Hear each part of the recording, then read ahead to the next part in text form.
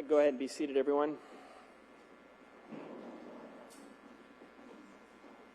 We are back on the record with the jurors, counsel, and parties present. I've been informed that the jury has reached a verdict. Has the jury, in fact, reached a verdict? All right, Ms. Davis, if you could hand the verdict form to Ms. Davis.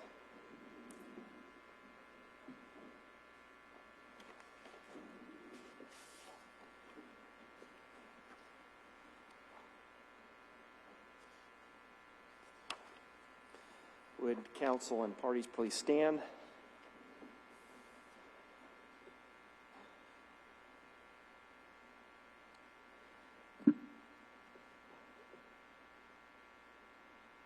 All right, I have a form of verdict. Form of verdict 2, we, the jury, find the defendant, Karina Cooper, guilty of the offense of murder in the first degree, dated this 11th day of July, 2025.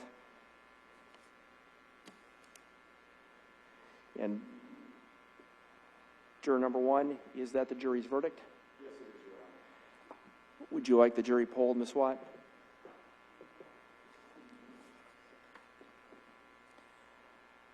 All right, ladies and gentlemen of the jury, at this point I'm going to ask that you return to the jury room with Ms. Davis just for a bit. We have a couple matters we need to wrap up here, and then I will come and talk to you in just a bit before I release you from your obligations in this case. So thank you, and we'll see you in just a few minutes.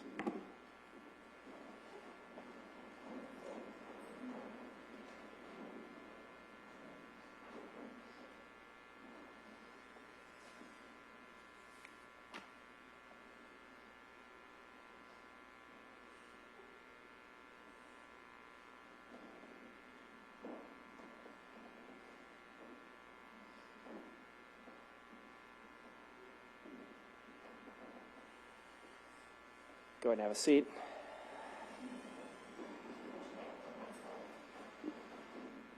All right, I will, based on the verdict, I will enter an order, not today, but sometime over the weekend or Monday morning, because I need to get a date and time, but I will set this matter by separate order for sentencing hearing.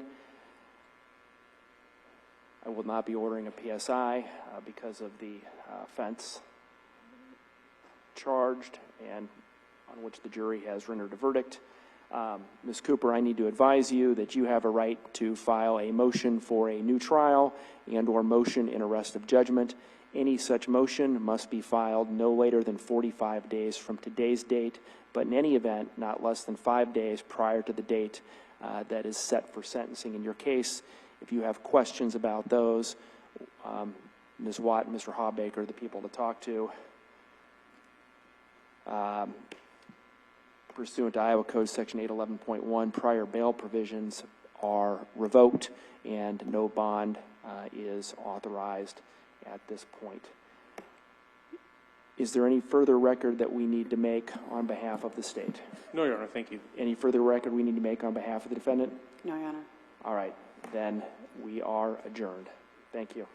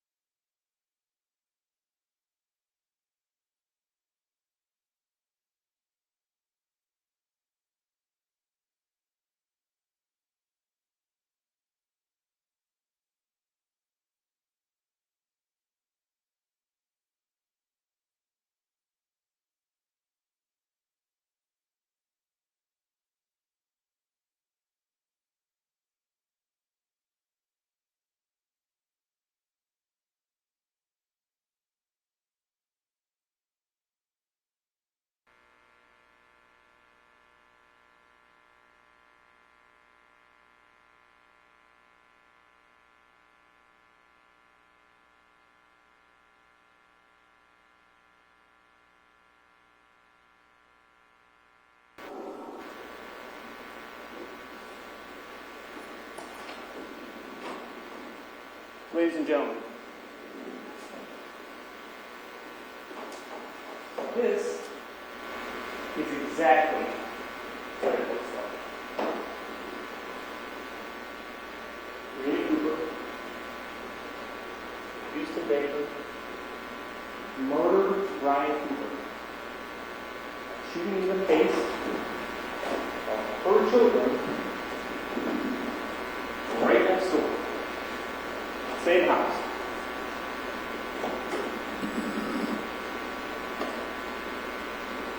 We have a woman, Karina Cooper, who hated her husband. Hated him. Referred to him as a child, referred to him as a sperm donor, said, fucking hate him.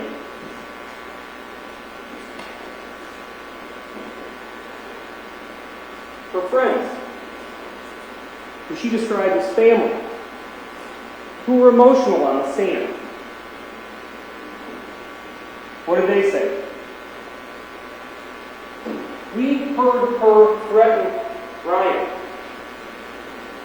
many times. I hate you. I wish you were dead. I should shoot you in the face.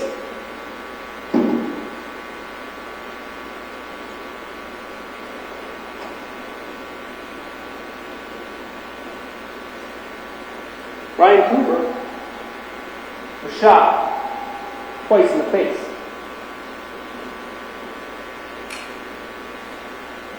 Messages between Karina Cooper and her affair partner, Huston Danker, planning and plotting the crime. Not a fantasy, not a game, not a misunderstanding, not the product of data loss. They're exactly what they look like. A woman who hates her husband, who wants a new life, who wants a different life with Huston Danker.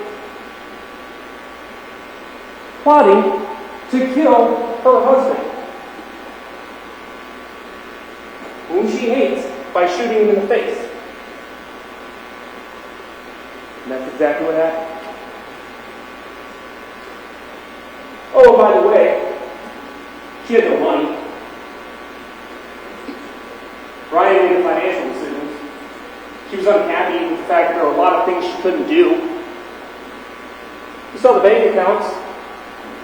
Some of them started in the negative. Hundreds, combined thousands of dollars in overdraft fees. Not only does she get to be with her affair partner, Huston Danker, she kills her husband. She also gets more than $600,000 from her. Roughly $550,000 in insurance money. Another roughly, what did Michelle Wilson tell you? $100,000 from selling Ryan's stuff. Motive? Exactly what it looks like. The messages mean exactly what you think they mean. She's guilty, and obviously guilty, of first-degree murder.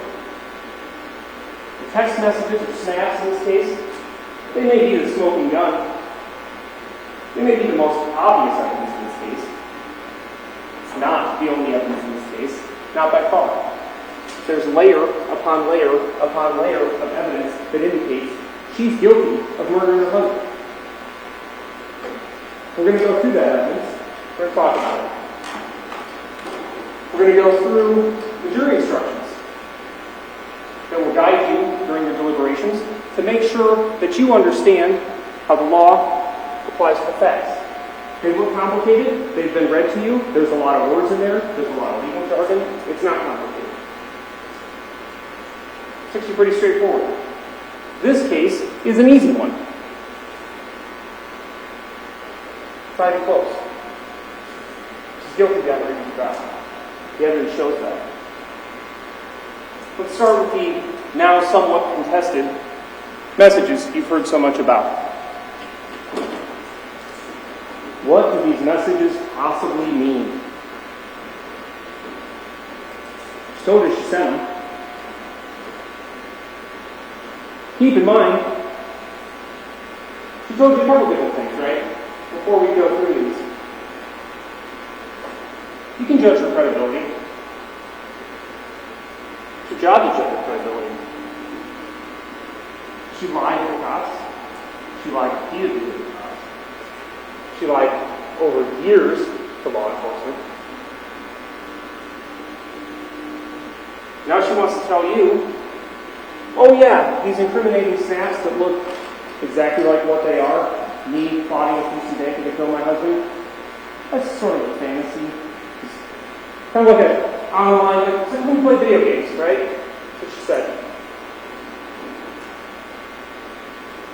When you play video games, when you steal cars, you shoot cops. That's what this is. Some sort of fantasy. But she's also terrified of Huston Danker. She also didn't take it seriously. And what did she say about these specific messages that we're about to look at? She told you, oh, I wasn't even really paying attention. I was only half paying attention to what it said. Okay. She's terrified. It's a fantasy. She also said Huston Danker is the one that sends the messages talking about murdering her husband. Okay? So it's a fantasy that she's participating in or she's not. Same goal. It's making sense. So what are these messages? Let's start with this one. 331, not reported to law enforcement the night the husband was killed. Heart emoji, 331. Not really paying attention. Think about data loss. Think about whether these conversations flow in a natural manner. Think about if there's anything possibly missing. There's not.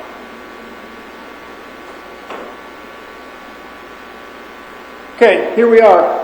Heart emoji. 2 seconds later from Huston. Seriously, more than fucking life. You can look at the defense exhibit.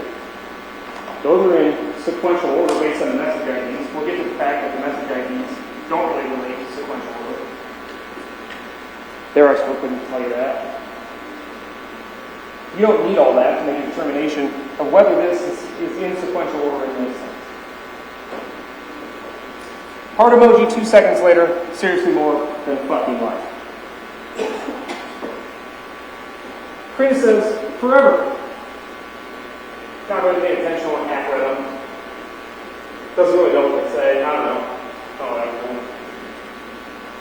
okay. Remember, she told law enforcement none of this. Said she was asleep. More than anything. Okay, babe, phone's going down. Send me something after I leave your house to then wait for me to open it. Deal? She's not paying attention. So she said, deal. 8 seconds later. Seems like she's paying attention. She's directly responding to what he said. There's no mystery here. She can try to talk around it as much as she wants. It's insulting. It's ridiculous. Deal. Aiding and abetting. Deal. 3 seconds later. Kiss emoji, not paying attention though. Didn't really read what's going on. Huston, remember those casings. Fucking remember those. No ifs, ands, or buts. She seems to be tracking the conversation pretty well. She's responding to everything that he said. She doesn't say, what are you talking about? What casings? I don't know what a casing is. No, she doesn't say. She says, absolutely. 100%.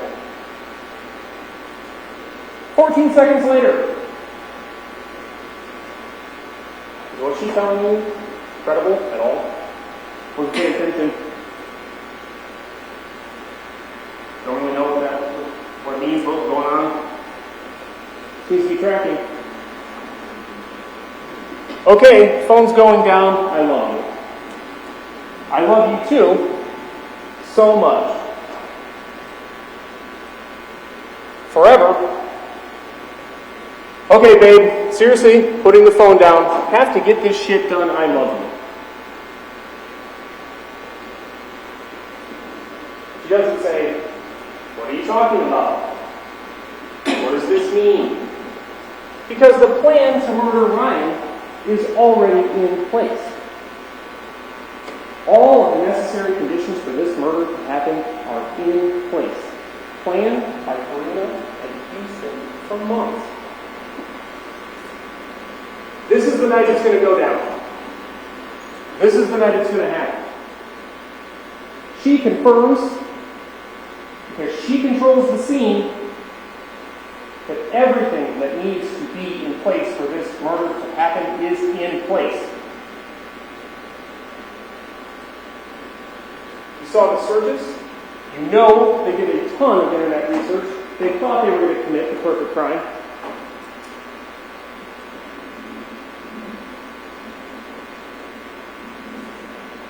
Putting the phone down. Why are you putting the phones down? Because they know a little bit about digital forensics. They know a little bit about location data. This is supposed to be some sort of convoluted alibi. Houston's at least smart enough to know I probably shouldn't take my phone with me when I don't commit the murder. Because they're a little bit savvy. But the funny thing is, when you commit a murder, there's a lot of things you don't know. Investigators know them. Detectives know them. Forensic scientists know them.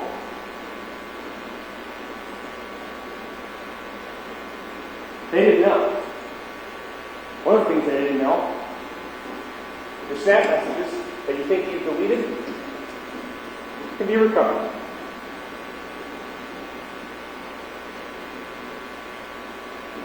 All the conditions are in place. Scene is controlled. Ryan's where he's supposed to be. Kids are subdued. Ransom is subdued. We'll get you in the door. You and I shoot Ryan. We get on with our lives. Go. He said, have to get this shit done.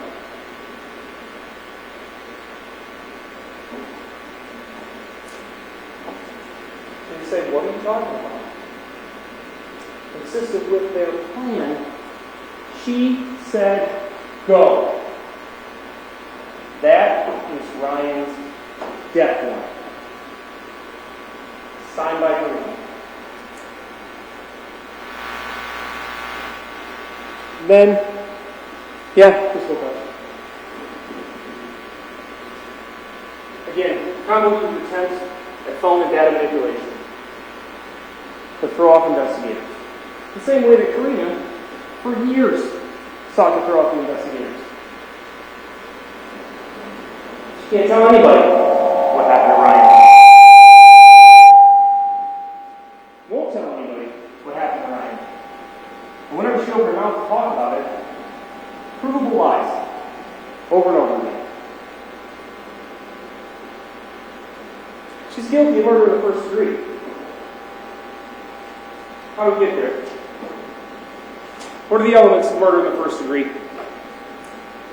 On or about June 18th, 2021, Karina Cooper shot Ryan Cooper, or aided and abetted Huston Danker in shooting Ryan Cooper. The state has to enhance proven that beyond reasonable doubt.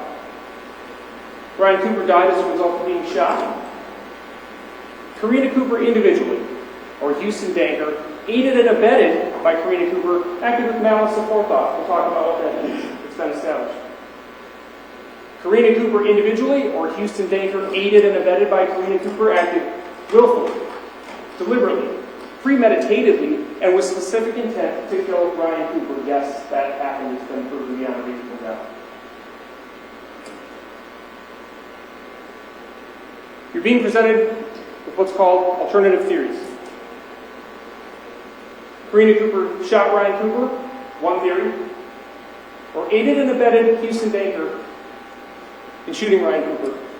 That's another theory. Alternate theories. What does that mean? It's not complicated. If you find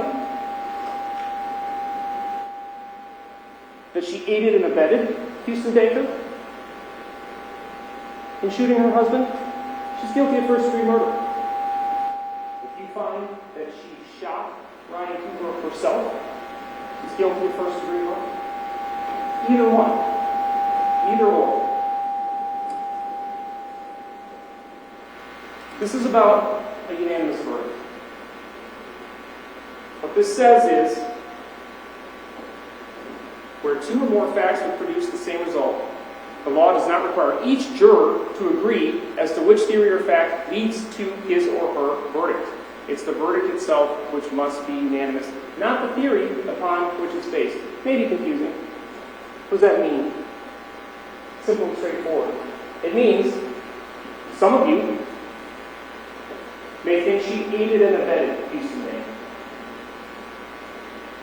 The remainder of you may think that she herself shot Ryan Cooper. That's guilty. Because all of you think she committed first-degree murder. It doesn't matter how. Some of you may think it's aiding and abetting. Some of you may think she pulled the trigger. That's okay. You don't all have to agree she pulled the trigger. You don't all have to agree that she aided and abetted. Either or. And she's guilty of first-degree murder. What does aid and abet mean? So we have, she pulled the trigger herself. Or she aided and abetted. What is that? Knowingly approve and agree to the commission of a crime. By active participation, there was active participation. Or by knowingly advising or encouraging the act in some way before or when it's committed. Go. Certainly not all she did. Again, we'll go through her control of the scene and the conditions that had to be in place for Huston Danker to come over and participate with Karina Cooper in murdering Ryan Cooper. But she's certainly guilty of aiding and abetting. There's a mountain of evidence that establishes that.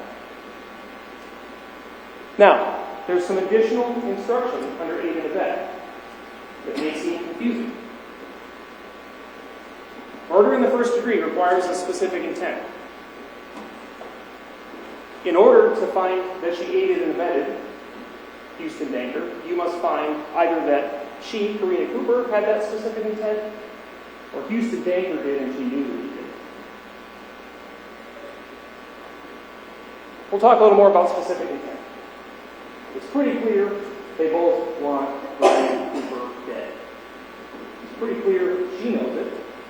She told us she knows it. In her version of events, she's been hearing from Huston all the time about shell casings and how he wants to kill Ryan. So does she. It's pretty clear from those snap messages they have a specific intent. 2 shots to the face. That's specific intent. There's more. There's no question that she had a specific intent. There's no question that she knew Huston had a specific intent. So it's not an issue with regard to aid and abet. It's already been established. It also says this: mere nearness to or presence at the scene of a crime without more evidence is not aiding and abetting. There's plenty more evidence. Those snap messages alone are plenty more evidence.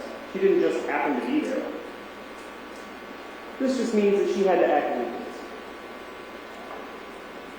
In the commission of the crime itself. Not even necessarily that night. She did. She did participate that night. Just means there has to be more evidence than the fact that she just happened to be there. We know she didn't just happen to be there. Similarly, mere knowledge of the crime is not enough to prove aiding and abetting. In other words, just because she knows about it, one way or another, that's not enough for aiding and abetting. We have far more than that. Again, active participation. Already established beyond a reasonable doubt. So, we go through the elements one at a time, talk about some of the evidence that establishes guilt beyond a reasonable doubt for each of those elements. Here are the elements again. Let's start with number 2. This one's easy. Ryan Cooper died as a result of being shot. Medical examiner, Dr. Kelly Cruz. What did she tell you? Cause of death, gunshots to the face. Wound A, fatal.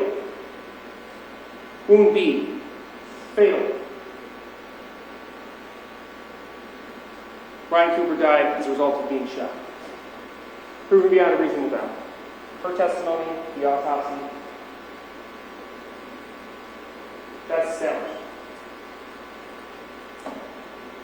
Moving on to number 3. Karina Cooper individually, or Huston Danker, aided and abetted by Karina Cooper, acted with malice aforethought. What is malice? Malice is a state of mind which leads one to intentionally do a wrongful act to the injury of another out of actual hatred or with an evil or unlawful purpose.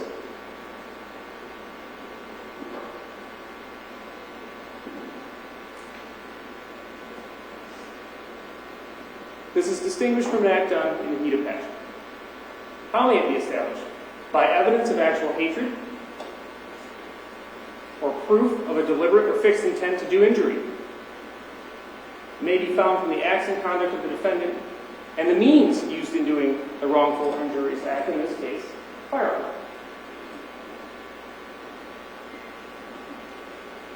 So were these acts born of actual hatred? Yeah. Malice also requires such deliberation that will make a person appreciate and understand the nature of the act and its consequences. Again, as distinguished from an act done in the heat of passion. Malice aforethought does not have to exist for any particular length of time. Malice and malice aforethought may be inferred from the use of a dangerous weapon. Everything that we just read, everything that it said, you can infer by the fact that a dangerous weapon was used. And you received an instruction. A .22 rifle, by law, is a dangerous weapon. That's the weapon that killed Ryan Cooper. So malice and malice aforethought are already established by the fact they shot him in the face with a .22 rifle. You don't have to think about anything else with regard to malice and malice aforethought. It's already established. When you shoot someone in the face with a .22 rifle, malice aforethought can be inferred. There's more evidence of malice in this case. We talked about this just briefly. Teresa McBride. Karina told you she's family. She didn't describe her as a friend, she described her as family.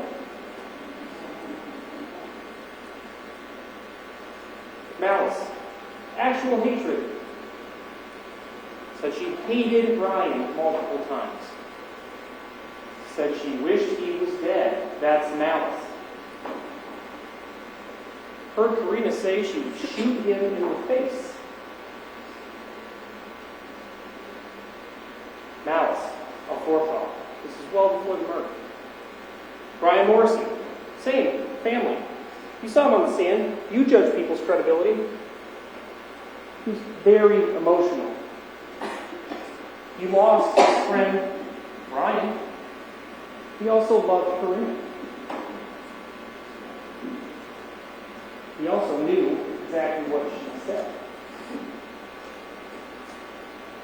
She would shoot him in the face. Everything's a fantasy with Karina. Everything's a funny joke. It's a misunderstanding. It's a joke. Thought I'd shoot him in the face. It's a joke. They didn't think it was a joke. They said it was time to go. And they left. That's her family. They left because it wasn't a joke. If it was a joke, they would have laughed. The snaps were a joke. Saying I hate him, shoot him in the face, that's a joke. Conversations with law enforcement, joke. Tell them whatever you want. The testimony, joke. Additional evidence of malice. Karina's own words. Fucking hate him. What do we think that means? It means she hates him. This is to Huston. This is in February. She's mortified, right? She's so scared of him. She doesn't want to have anything to do with him. Doesn't want anything to happen to her family. So these are the messages you send back and forth. Gee, I hate my husband. I wish you were my husband. You should be a father to my kids. Not my sperm donor. Not this child. Sarah. What else did she say? Like I said, sperm donor. She hates him. She resents him. She wants him dead. She wants Huston Danker to father and parent her children. She says that. Here's hoping for a rogue semi today. Big accident, no survivors. Who drives the semi? Her husband, Brian. I broke it off with Huston. We had sex once, but I shut it down. Didn't want anything to happen to my family. And then I text him, you should father my kids. I hope Brian dies in a semi-accident.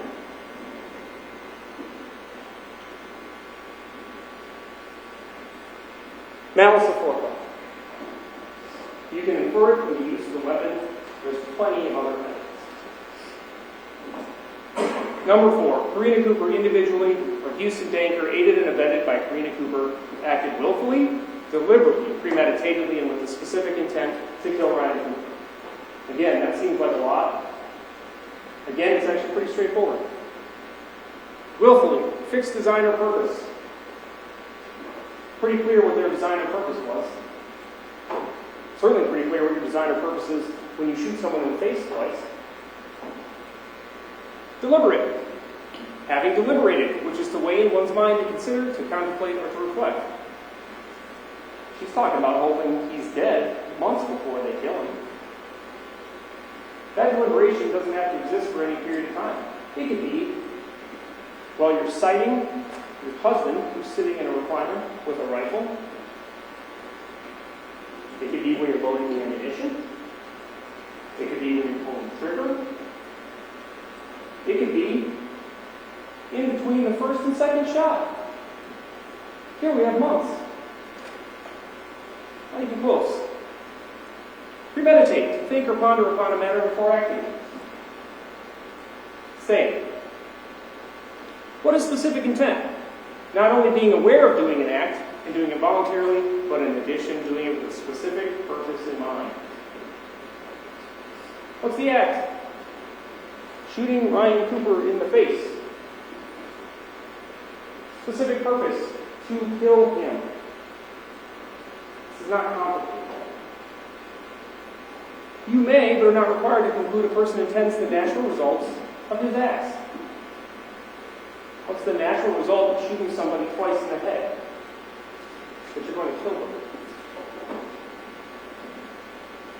Again, if a person has the opportunity to deliberate, as we just established, they both did, and uses a dangerous weapon, that's a 22, against another resulting in death, you may, you're not required to, infer that the weapon was used with all of these: malice, premeditation, and specific intent to kill.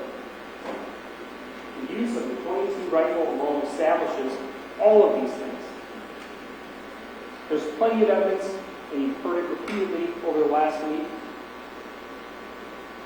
for all of these: premeditation, specific intent, malice. As long as you find there was time to deliberate and deliberation occurred, you don't even need to weigh any of that evidence for this element. You just look at the fact that the 22 rifle was used. As I said before, 22 rifle is by law a dangerous weapon. Specific intent to kill. It's already established by the use of the weapon, but let's talk about other evidence of specific intent to kill. She and Huston shot her. We know she was up, she was around that house for an extended period of time. We'll go through the timeline, not the timeline she provided, but the timeline established by clinical forensics.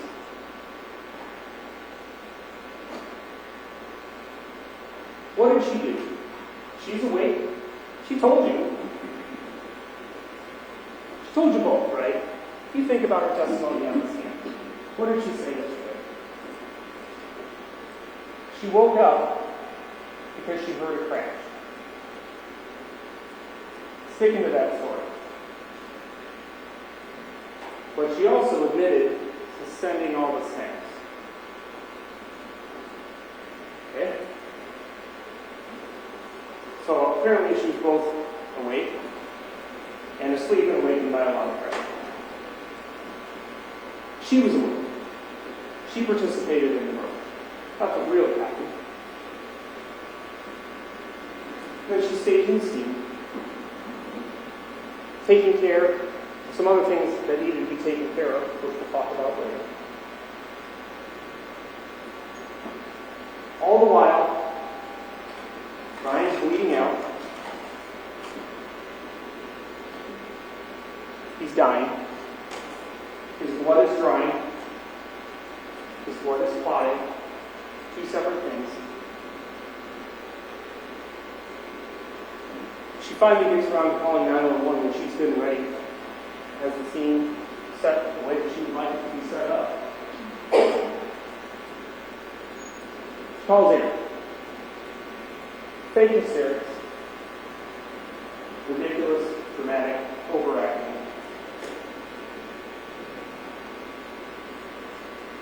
She calls in. Volunteer firefighter. And she says, I think somebody's in my house.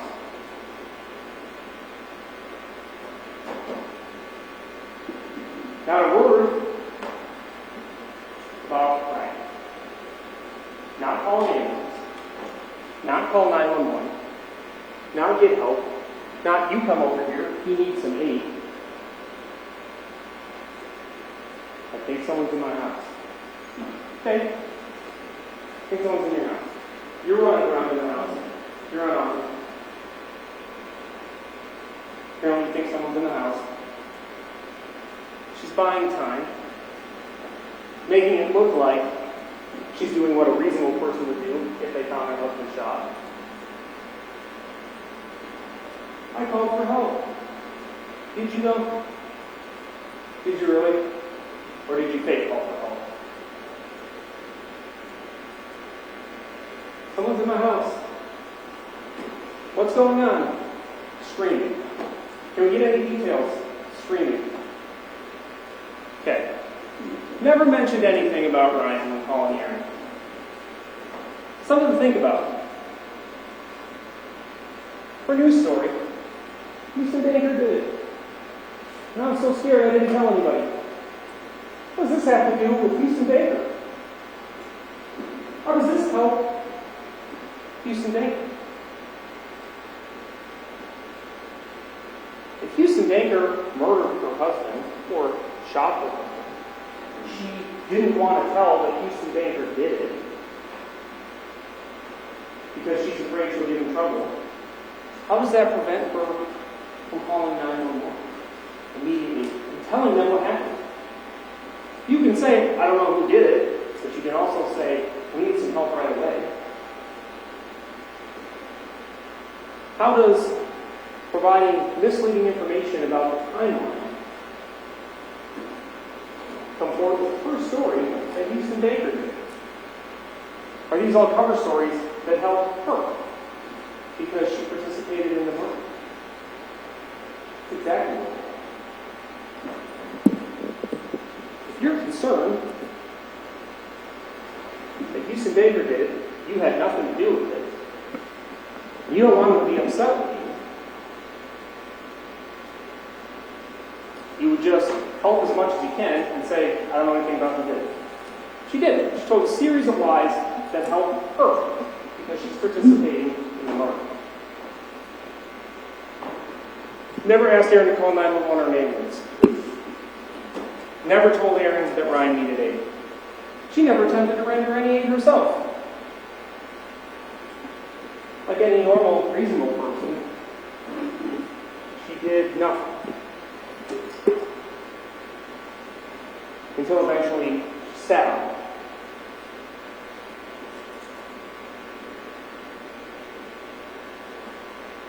We'll talk about that more later. She sat on it. She rubbed her face all over the blood to conceal evidence, to conceal her role in the murder.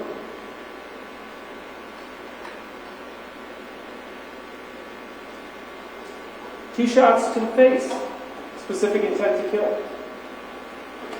Opportunity to liberate.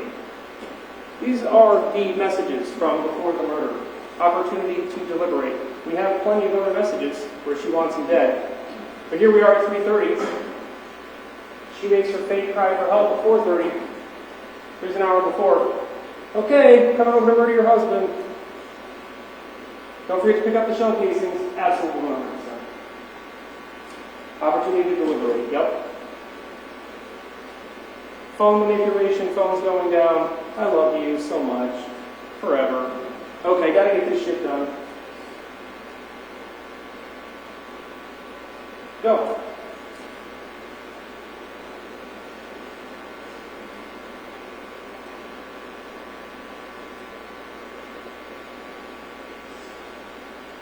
This has been proven beyond a reasonable doubt. There's more evidence that supports it. You've heard it. It's probably in your notes. I'm not going to go through all of it. This is by far more than enough to establish beyond a reasonable doubt. Huston Danker, aided and abetted by Karina herself, acted willfully, deliberately, premeditatedly, and with specific intent. And again, remember, do you find deliberation? The use of the .22 rifle is enough for you to find reasonable doubt.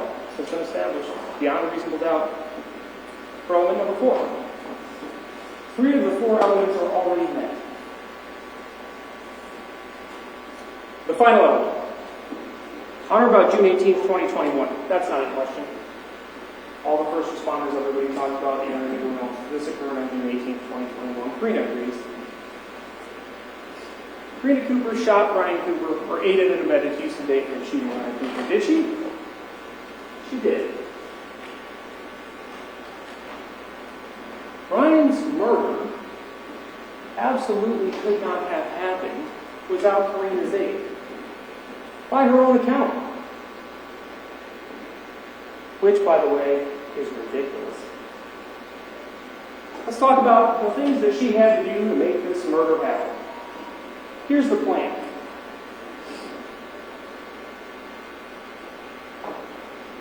Karina decides with Huston, ultimately, that they're going to shoot Ryan in his house while he's asleep. The kids have to be there. Why? Well, if that's your plan, it would look really suspicious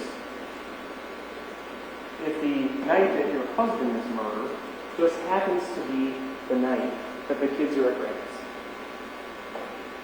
So she had to make a decision. And she did. But this murder would happen while her kids were present. It would just look too suspicious if they weren't.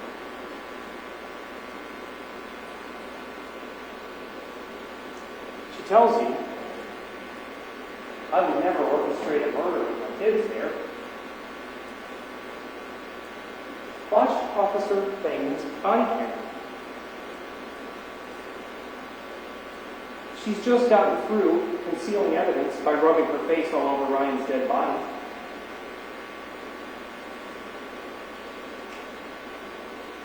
Her children are in the room. She's pretending to be upset. Different people respond differently to trauma. We know. Look at everyone else at this, including the children.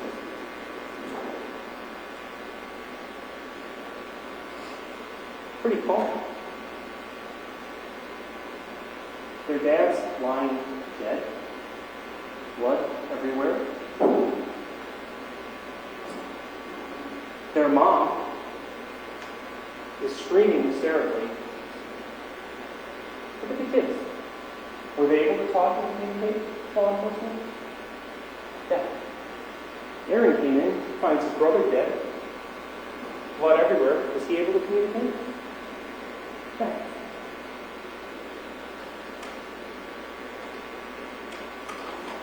Karina cares about her kids. I told you that. She would never orchestrate a murder with the kids there. Well, she had to. Be pretty suspicious otherwise. She's so caught up in trying to convince law enforcement that she's devastated by the death of her husband that she knows nothing about, that her children are standing right there in the room. And she walks right past them out of the room. Doesn't look at them. Doesn't comfort her. Doesn't care. Because she's got a job to do at this point. She just murdered her husband. And she has to convince everyone. She's devastated. She can't even breathe. She can't talk. Spoken. She did orchestrate a murder with her kids there. She had to. It's too suspicious otherwise. So, what did she have to do? What was part of her job in this case? How's she going to get this murder done? Problem number one. Hey, sleeps next to Ryan, but we want to shoot in the face.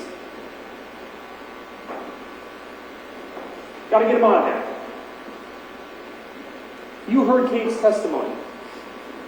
He had been sleeping next to Ryan for a year. For a year. She told him, you got to sleep in your own room. She tries to pass it off. Oh, it's part of our deal. We had a deal, we're going to redecorate the rooms, and we're going to redecorate the rooms, and then they got to go sleep with her. Wanted to get the kids in their rooms before school started. It's June. Early June. That's her phone cover story. This is evidence of deliberation and premeditation. They've been planning this murder for a long time. Long enough for her to come up with this phony excuse of painting the rooms. You can see that she's working on the house. You can see she's been painting. That's evidence. That's evidence of premeditation. She's hoping that her husband will be dead months before this. Problem number one. Kids are going to be home. Let's get Cade up to his room. He can't be there when Ryan shot the kids. Mission accomplished.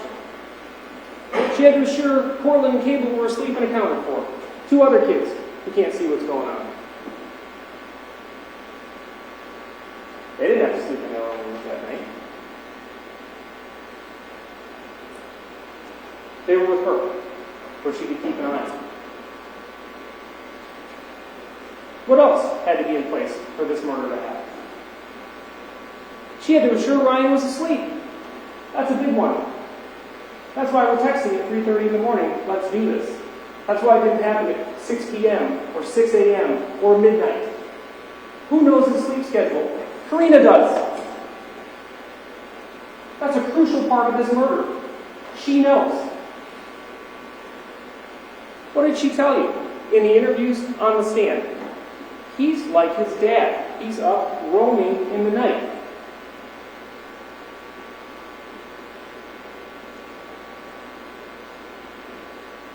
That's why she says, go. Everything's in place. Ryan's asleep for the night. She knows his sleep schedule. It's not a normal one. Falls asleep around 8. Sleeps for a little while. Gets up. Watches TV. Eventually falls back to sleep. He's up roaming in the night. Kate's in his room. Kids are with her in the bedroom. She's confirmed Ryan's asleep. Go. He's asleep for the night. There's also a gun in the house. This is her boyfriend. She refers to him essentially as a husband. Says Huston Danker is her husband. She's his wife. She's worried about it. There's guns in the house. You heard, she doesn't know anything about guns, but everywhere she goes, there's guns. She had to get a weapons permit because every car I get in, there's a gun. She told police she doesn't know anything about guns, but she knows there's a gun in the house. If there's a confrontation, if Ryan's awake, Huston could get shot. She can't have that. She has to make sure there won't be a confrontation. She has to make sure that Ryan's asleep. Security. Think Huston Danker could do this by himself? Think he chanced it just right? That he happened to come over, he happened to pick the right door. Door just happened to be unlocked. Happened to be able to get in through the house at a time when Kate wasn't up. Just happened to not be sleeping next to his dad. He's only been 2 days, that doesn't mean anything. The other kids just happened to not be awake. Ryan just happened to be asleep for the night. Security. These are security-conscious people. You saw the crime scene photographs. Locks on all the doors. Karina told me multiple times, the door behind Ryan, locked. 99.9% sure. Locked.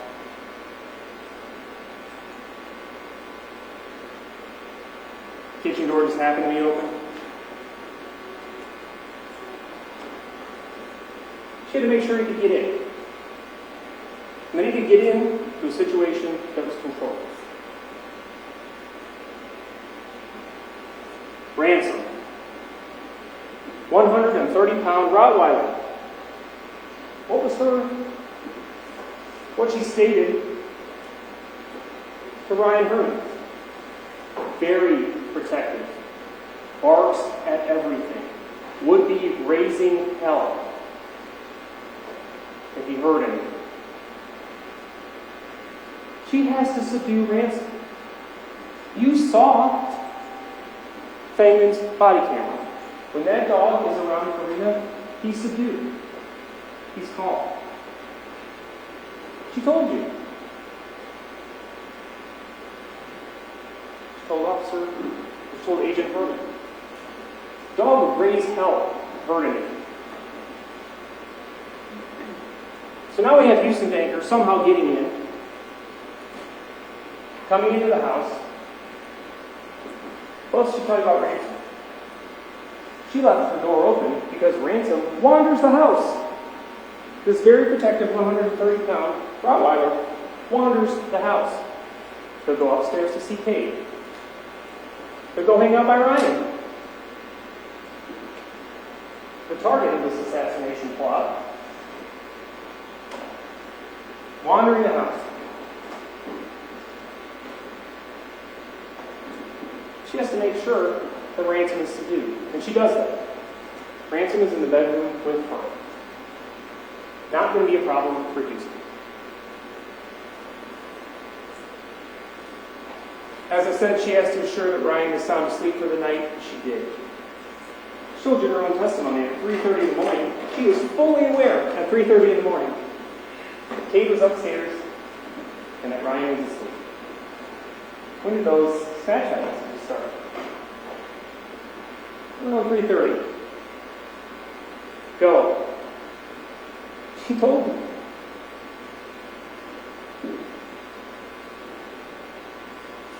Tells him go and sets the plan in motion. What else did she do? She helped him escape. Because he can't be seen by the children. So she has to immediately subdue him. You know who can be at the scene? She can. Those kids are going to wake up. They're going to hear something. That's a concern. If they see Mom, that's okay. Can't see Houston. Kate already knows who Houston is. She broke it off. She'll never want to be with him, you know. It's sort of an online thing. But Kate's thinking. Then he comes over and hangs out drinks with my mom. When Dad's not around. Okay. So, she has to help him escape. How does she do that? As soon as the shooting happens, we'll talk about this more, Houston's right out that door behind Ryan. He didn't come in it. Definitely went out. Karina runs to make sure that no kids are coming into the room, whether at the base of the stairs, which go to the cage room, or in that same room that has the doorway to the bedroom where Portland and Kate are.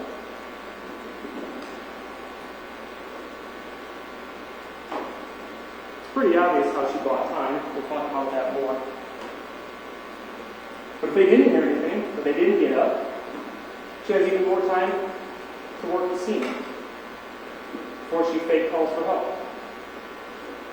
But the bottom line is, when she's planning this crime with Houston, they know he has to get out of there immediately, and she has to make sure the kids don't see it. Easy. She's done all those things.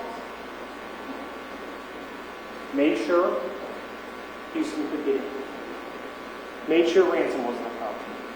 Made sure the kids weren't a problem. Made sure Cade was in his own room. Made sure Houston could escape. Let's think about this. How do we know they're working together? Huston Danker did not come armed for a confrontation. You heard the testimony. He owns an AR-15. That's an assault rifle. Large caliber. If Huston Danker did this alone, let's think this through. He's going to come over to this house that we just talked about, has multiple security threats. We have dogs. We have kids. We have locks. We don't know if Ryan's awake or asleep. He's going over there to murder somebody. By himself. And from his arsenal of weapons, which includes a double-barrel shotgun and an AR-15, he chooses a squirrel rifle. The small caliber 22. Does that make any sense at all? Yeah, it does. If you know there won't be a confrontation. Because Karina's told you there won't be a confrontation. Because she knew at 3:30 that Ryan was asleep. She knew all the conditions were in place. She knew he wasn't going to have any problem. She knew Ryan was going to be confronting him. She knew Ryan wouldn't have his gun. She knew all we're going to need is that 22. The 22, but as you heard the testimony of some of her friends, a 22 is a weapon that she likes to shoot. It shoots so much more easily. Doesn't have as much kickback as her weapon, that she knows nothing about. He knew there wouldn't be a confrontation because he's working in concert with Karina. You don't choose a 22 to go to someone's house and murder them unless you know there won't be a confrontation. When it was clear there wasn't going to be a confrontation, she said, go. And he came over with his 22. So, let's talk about the floor plan. We know Karina wishes she had a larger bathroom. She told us that yesterday, so yeah, the bathroom's a little out of proportion. we've established, and you've heard, that this garage door just goes to the garage. Can't get in the house that way, right? This is the door behind Ryan. You're rolling up on the house. You're Huston Danker. You got your 22 because you're ready for this confrontation that's going to occur. What are your options? Kitchen door, where everyone goes in. Door behind Ryan Cooper. Let's start with the door behind Ryan Cooper. Got your 22. He's asleep in the chair. You saw the pictures. You heard the testimony. You heard from Karina as well. That door, one, always locked. So what happens if you first try the door? You got your gun, you try the door, it doesn't open. Well, you probably just alerted the person that you're going to murder. It's probably not going to go in the door for that reason. Let's say it happens to be open. You've heard testimony that it was locked. You got your rifle, you come in, the door is going to hit the back of the chair. We already heard that. So you'd have to come in, possibly hit the back of the chair, possibly alerting the person that you're going to murder. Another reason not to use that entrance. Then you would have to gingerly step around them with your rifle, come around and shoot them in the face, hopefully not waking them up as you shuffle by.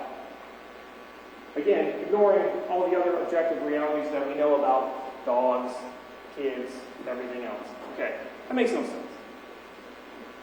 Doesn't make any sense at all. If you wanted to kill Ryan by himself, you could have just shot him through the window with his AR-15. Done. But he didn't want to kill Ryan by himself. He wanted to kill Ryan with Karina Cooper. That's what they did. So, that leaves one option. The mudroom. That's the door you had to come in. So you entered the door, behind Ryan, through the mudroom and through the kitchen. So what does that mean? She calls it the sewing room. It's labeled here as a hallway. He's going to have to, with his .22 rifle, walk past the stairs that lead to Kate's bedroom. Seems risky. The bedroom door that's open, that has Karina, 130-pound Rottweiler, ransom, 2 young children. So he would have had to walk past this hallway, past these doors. We know, Karina says, I heard a crash, I got up, I thought it was in the bathroom, so I went to the kitchen. She also says she was awake sending snaps.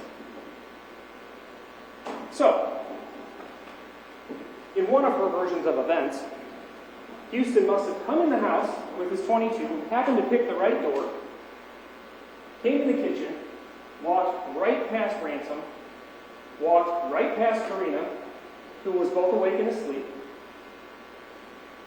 walked right past the kids, didn't wake up Kate, Brian just happened to be asleep, got himself in there, and shot him in the face. That makes no sense. It's ridiculous. It's insulting. It's not. She controlled the scene. She controlled all those threats. That's why they chose the .22. She likes to shoot the .22. None of that happened. He came in that door all right, with Karina's help.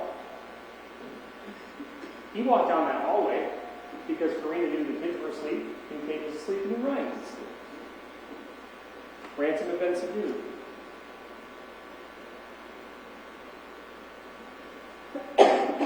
Talk about this a little bit.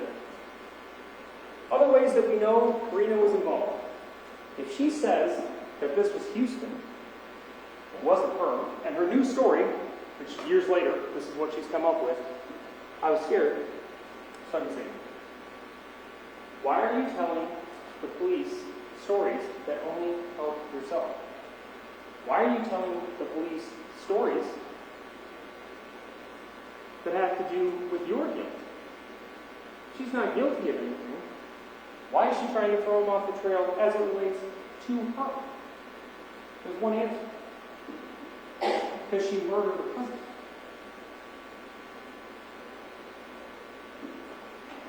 She told Deputy Foster she's never shot a gun before. What does that have to do with Huston Danker? It has to do with her. She doesn't want them to think that she knows how to shoot a gun. She doesn't want them to think that maybe she did it, because she did. Never shot a gun before. She told Deputy Foster she's never even heard a gunshot. Maybe on TV. She has a weapons permit. She has preferences for the types of weapons that she likes to shoot. The concealed carry class was held on bank property. You heard that she fired a weapon. Why is she telling you? Because she's trying to throw them off from the trail that leads directly back to her. This has nothing to do with her story that I didn't tell her anything because I was scared it was too big. You would just say, I don't know what happened. She's worried about getting caught. You'll notice, if you watch Fangman and Foster's body cams again, she can't provide any information. Anytime they ask for information, she just starts wailing and screaming. Ask Foster and Fangman both, plenty of experience. At scenes involving trauma, severe injury. Ever seen anything like that? I've not. Why do you say that? Never seen someone who couldn't provide any information for long. And the problem is, whenever she talked, the information that she provided were things that would help her. Somehow she was able to say those things. How much did she say about Ryan, what happened to Ryan? Almost nothing. There was a stream of words and phrases related to guns. My stupid gun that I've never even shot and I don't know anything about, that I couldn't get out of the safe and I don't even know how to use it and I'm scared. That's a lot of information. Thank you. Can you tell us anything about Ryan? No. Karina. Deputy Foster over here. Karina. We're trying to figure out what happened. Screaming. Karina, we're trying to figure out what happened. I want my kids. Did it sound like a gunshot? That one I can answer. Never even heard a gunshot before. Maybe on TV. The only stuff she wants to talk about is stuff she thinks is going to help her, because she's guilty.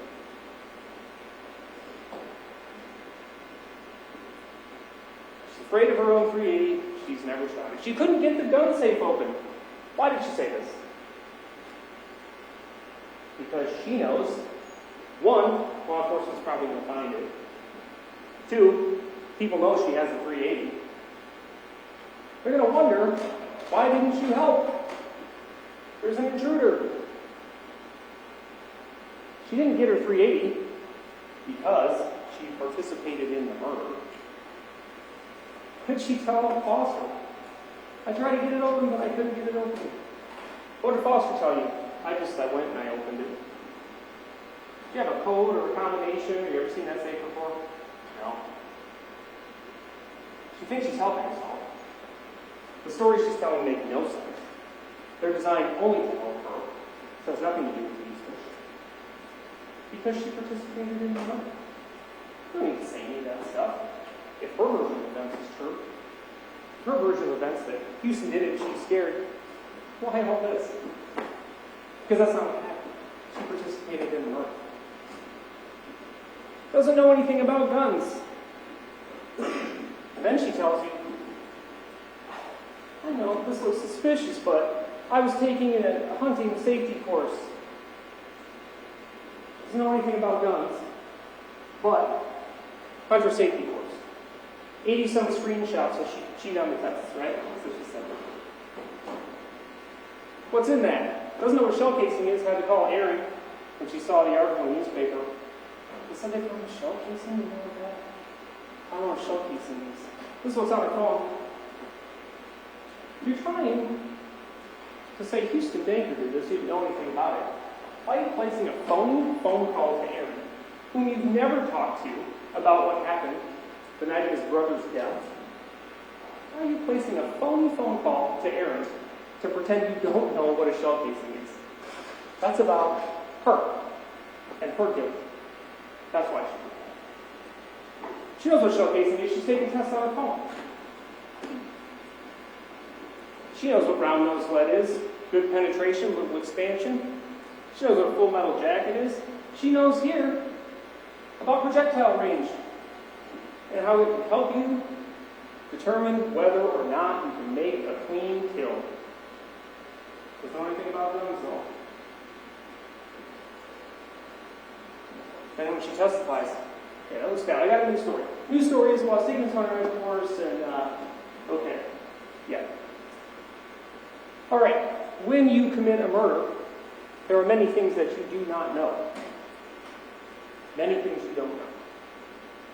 Karina and Huston thought they were smarter. Karina and Huston thought they did their research. They thought that they planned the perfect crime. There's no such thing. And they made many, many mistakes. We'll get to many of them, but let's start with her own version of events. Let's start with this. In the chaos of murdering her husband and pretending she had no idea what was going on, she told 911 that her husband was shot. It's on the 911 call. Interview with DCI agent Rick Ron and Ryan Herman. They told her repeatedly, we're just trying to figure out what happened to Ryan. Could be medical. We don't know. We're not sure what's going on. She just sat. Didn't say anything. Didn't say a word. I don't know.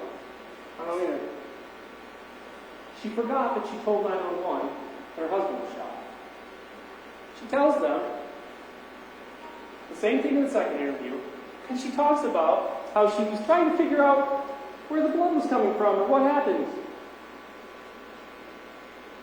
So it's not just that Rick Ron and Ryan Herman said, we're trying to figure out what's going on, and she said nothing. She also affirmatively said, I was just trying to figure out where the blood was coming from. No idea. She forgot that she told 911 that her husband had been shot. Okay. She told Deputy Foster on the body cam, the dog was barking. Well, fast forward a few hours later, when she's talking to Ryan Herman, Ransom never barked. She can't figure it out because no, I didn't bark. During the second interview, they talked more about Ransom, and she said, yeah, he just sort of made a noise, just sort of like let the air out of his lungs. Ryan Herman said, let the air? Yeah, just a soft. The dog was barking, she screamed while she was on the ground in fake hysterics, unable to tell officers anything about what happened to Ryan. This doesn't have anything to do with Huston Danker. Let's do with Karina Cooper. Her timeline. It's not even really worth going through, frankly. It's ridiculous. She gave you two timelines at the same time yesterday. It's clearly phony. We have the Snapchat conversations at 3:31. Never reported that to the police, right? Claims she was asleep. She's doing stuff on her phone. She takes 170 steps that she never told anybody about, approaching multiple football fields. Then she called Aaron Cooper eventually when she got around to it, and then we see when the deputies arrive. Her version of events. Initially, it seems like we have two versions of events at this point. One of them was, well, yeah, no, I was asleep. I got up and I heard a sound. Went to the kitchen. Well, first she looked in at Ryan, she didn't see him. So then she heard a sound, she thought it was in her bathroom, so she goes to the kitchen and looks out the window. Okay. Then she goes in, pissed at Ryan, steps in and she finds that he's dead. So seconds. Maybe 30 seconds. Agent Villada asked, hey, when you heard that sound, how long did you stay in bed? She said 5 to 10 seconds. So we have the sound, right? She gets up, does the things we just discussed, roughly 30 seconds. She tells you, Ryan's blood, it's like chunks, body. Okay? We heard from Ken Martin, that happened in 30 seconds? No, no way. There's things you don't know when you commit a murder. She doesn't know how blood works. She doesn't understand blood evidence. Her steps. It didn't occur to her when she's carrying her phone around, it's going to be recording those steps. Those steps started at 4:23. 7 minutes before the call came. Things you don't know. Her house is tiny. 45 feet by 45 feet roughly. Very small space. You got furniture in there as well. She testified that she went back and forth between the kitchen and the living room a couple times to get Kate and get him in the room, lock herself in there. That doesn't account for steps starting at 4:23 of almost 400 feet. She didn't know investigators were going to find any of this stuff. So she thinks, when she sits down and talks to Agent Truman, that her story might hold up. It just keeps going and going. Many, many steps starting at 4:23. Because she staged the scene. Talked about the blood clots and the dried blood. Biggest mistake probably, data forensics. The snaps were recovered. The other information from her phone. Even without all that stuff, her story about Huston Danker coming over with a 22 and making his way through the house makes no sense. She aided and abetted Huston in doing this. Or she did it herself. The evidence establishes that beyond a reasonable doubt.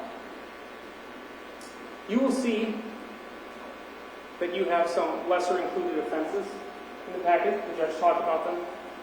Second-degree murder and others. This is not a second-degree murder. If you find her guilty of first-degree murder, which has been proven beyond a reasonable doubt, you do not need to consider the lesser included offenses. You are done.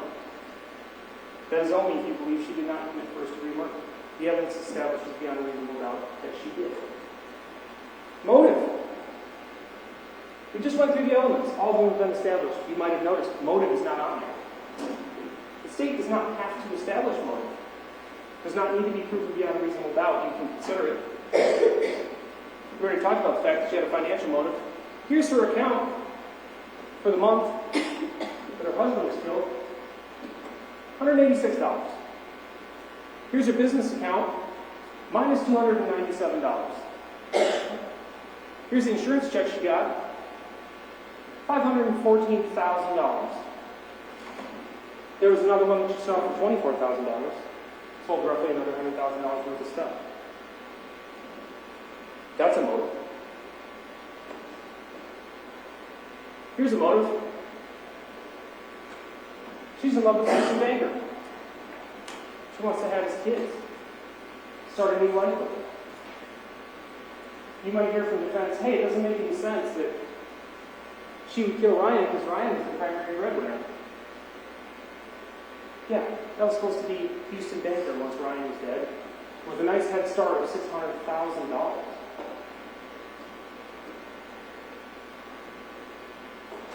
Karina's news story.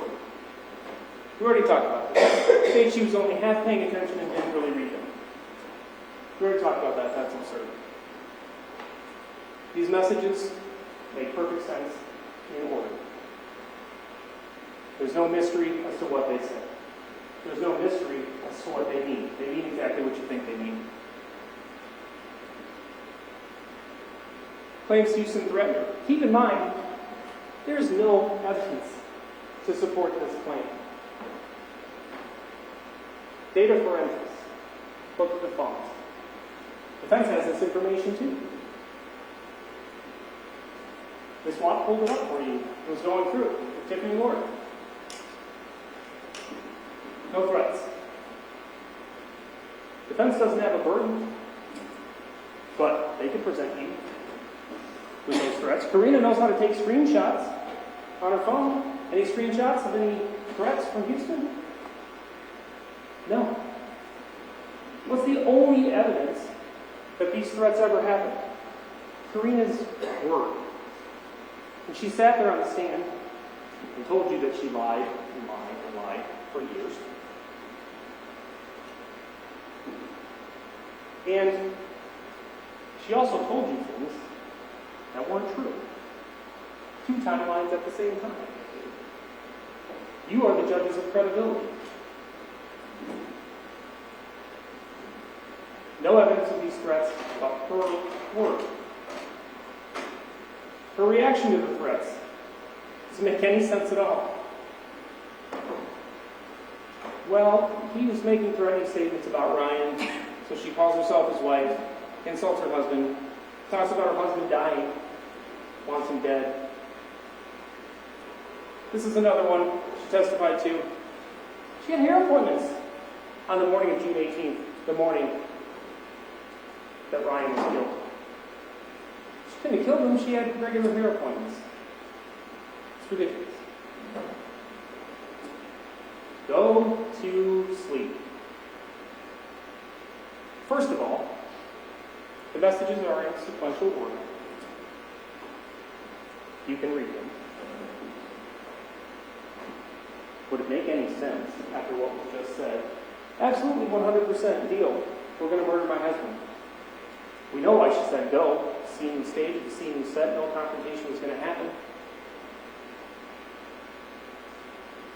She now says, oh no, there were some follow-up messages. Much like the threats, there's no evidence of them. And I said, go to sleep. Makes no sense in the flow of the conversation. It doesn't matter what you think about the data forensics. Tiffany Ward told you it's not possible. Defense brought in an expert who says, well, I didn't test anything and I don't know how the mechanism works, but there's a column of numbers. And they're not sequential. Mr. Kodiaga said, could that just be related to the time between the messages are sent versus each message getting an individual number? Maybe, I don't really know. Tiffany Ward told you it's not possible. It has nothing to do with that column of numbers. That column of numbers does not indicate missing messages. That's not all what that means. There's been no testimony that that's what that means. The expert that they brought in said, I don't know, I haven't tested anything, and I don't know how the mechanism works. Tiffany Ward is aware of that column of numbers because Ms. Watt asked her about it. It's not like this is a mystery to her. She said it's some proprietary information, I don't know exactly how it works. Nonetheless, it's not possible, based on the information that she has, for there to be additional messages. Regardless, common sense and reason. Read the snaps. Look at what happened. Makes no sense. She didn't say go to sleep. She said go. What are the chances that somehow all the information that's exculpatory, the threats and the additional messages that show up, it was just, I didn't do it, that just somehow that wasn't covered.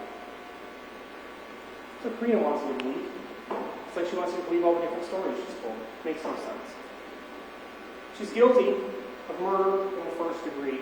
The state's proven it beyond a reasonable doubt. At the close of evidence, we're asking that you find her guilty. Thank you.